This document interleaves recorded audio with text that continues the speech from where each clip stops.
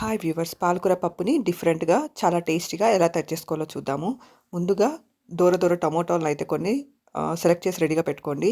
ఆ తర్వాత పచ్చిమిర్చిని కూడా పైన కాడలు తీసేసి కడిగేసి రెడీగా పెట్టుకోండి. ఆ తర్వాత పాలకూరాకుని ముదురు కాడలన్నీ తీసేసి లేత కాడలతో పాటు ఒలిచి రెడీగా పెట్టుకోండి. కుక్కర్‌లోకైతే కొంచెం పప్పుని తీసుకొని పప్పుని నానబెట్టుకొని దాంట్లోకి టమోటోల్ని పచ్చిమిర్చిని కడిగేసి అయితే తీసుకోండి. ఆ తర్వాత వెల్లుల్లిని కూడా కొన్ని వెల్లుల్లిని ఒలిచి కుక్కర్‌లోకి వేసుకోండి. ఆ తర్వాత మనం ఆల్రెడీ ఒలిచిపెట్టుకున్న పాలకూరాకుని బాగా కడిగేసి కుక్కర్‌లోకి అయితే తీసుకోండి. పాలకూరాకు మొత్తం వేసేసాక అందులోకి కొంచెం పసుపుని వేసి తగినంత నీళ్ళైతే వేసుకోవాలి. ఒక ఫ్యూ డ్రాప్స్ అంటే ఒక 2, 3 డ్రాప్స్ ఆయిల్ వేసుకున్నామంటే కుక్కర్ ఒకవేళ పొంగెట్టుకుంటే పొంగకుండా ఉంటుందన్నమాట. మీ చాయిస్.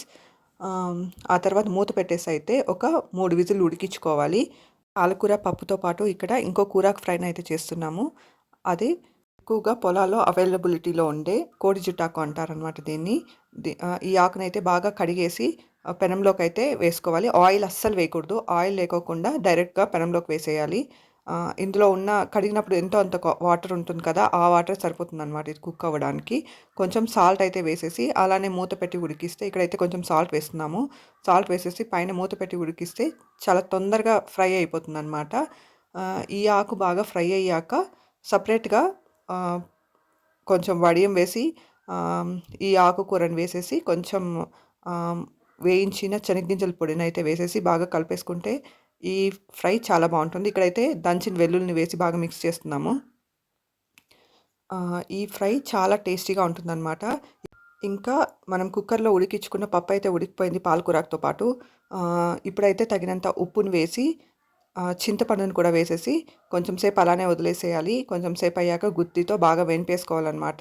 ఇక్కడైతే జస్ట్ ఊరికే కలిపేసి కొంచెం సేపు అలానే వదిలేస్తున్నాము. ఉప్పు, చింతపండు బాగా మిక్స్ అవుతుందనమాట. కొంచెం సేపు అలానే వదిలేసి ఇంకోవైపు ఇప్పుడు మనం చేసుకున్న పాలకూర ఆకు పప్పుకి ఎక్స్ట్రా సీజనింగ్ యాడ్ చేస్తున్నాము. దీనికోసమని పెనం పెట్టి కొంచెం ఆయిల్ వేసి ఆయిల్ వేడయ్యాక కొంచెం వడియం వేసి వడియం వేగాక కట్ చేసి పెట్టుకున్న ఉల్లిపాయ ముక్కలను వేసుకొని బాగా ఫ్రై చేసుకోవాలి. అందులోకి కొంచెం ఇంగువ కూడా వేసుకోవాలన్నమాట. ఆ ఫ్లేవర్ ఆకుకూర పప్పులోకి చాలా బాగుంటుంది. ఇక్కడైతే ఇంగువ యాడ్ చేస్తున్నాము. ఇంగువ యాడ్ చేయడం వల్ల చాలా హెల్తీ కూడా, డైజెషన్ కూడా చాలా బాగుంటుంది. ఇంకా ఇమ్యూనిటీ కూడా పెరుగుతుంది. ఇప్పుడు మనం కుక్కర్‌లోని ఇంగ్రీడియెంట్స్‌ని వెనపడానికి ముందు కొంచెం వాటర్ ఎక్కువగా ఉంటే ఫస్ట్ అయితే వంపేసుకోవాలి. ఆ తర్వాత వెనపడానికి ఈజీగా ఉంటుందనమాట. గుత్తితో బాగా వెనిపేసుకోవాలి. వెనిపిన తర్వాత మనం ఆల్రెడీ ఫ్రై చేసి పెట్టుకున్న ఆనియన్స్‌ని, సీజనింగ్‌ని ఇందులో యాడ్ చేసేయాలనమాట.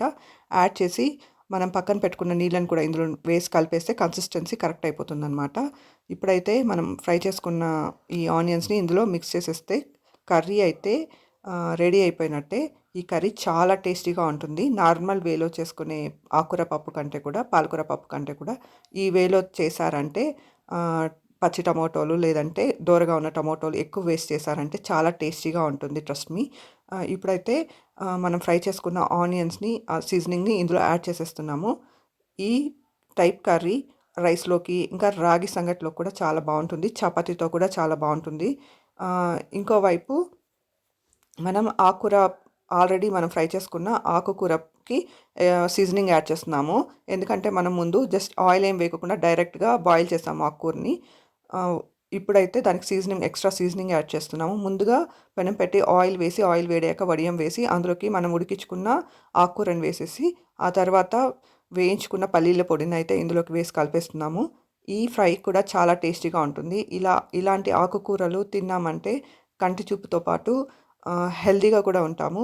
ఇందులో పప్పు కూడా వేసాం. ఆల్రెడీ పాలకూర పప్పులో పప్పు కూడా ఉంటుంది కాబట్టి ప్రోటీన్, ఫైబర్ అన్నీ అందుతాయి. ఇలాంటి ఆకుకూర ఫ్రై తినడం వల్ల కంటి చూపుతో పాటు హెల్త్ కూడా చాలా బావుంటుంది. ఇందులో యాంటీ ఆక్సిడెంట్స్ అధికంగా ఉంటాయి. రోగనిరోధక శక్తిని పెంచుతుంది. ఇంకా క్యాన్సర్ ముప్పు నుంచి కూడా కాపాడుతుంది. ఇందులో విటమిన్స్, మినరల్స్ అధికంగా ఉంటాయి.